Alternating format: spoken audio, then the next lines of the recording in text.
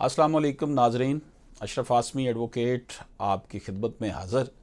नाजरीन कराम, आइए आज हम जो कैदी होता है, जेल में कैद काट रहा होता है, उसकी हिसाब किताब करते हैं कि उसकी सज़ा किस तरह काउंट की जाती है।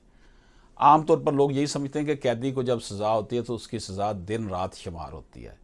यकीनी 24 घंटे 2 दिन शुमार होते हैं, हालांकि मौजूदा कवानीन के मुताबिक ऐसा बिल्कुल भी नहीं है।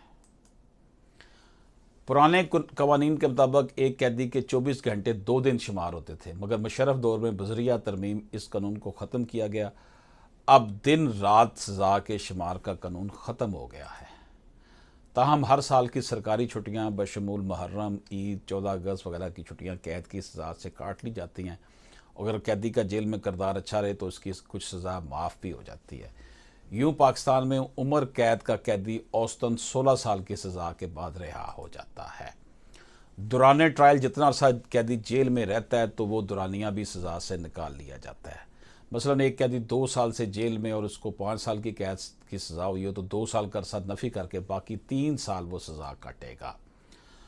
अगर मुख्तलिफ जराइम में सज़ाएँ एक साथ हों तो कैदी तमाम सज़ाएँ एक साथ काटेगा। मसलन एक जुर्म में 3 साल कैद की सज़ा और दूसरे में भी 3 साल की सज़ा हो तो 6 साल की बजाय मुजरम 3 साल जेल में रहेगा।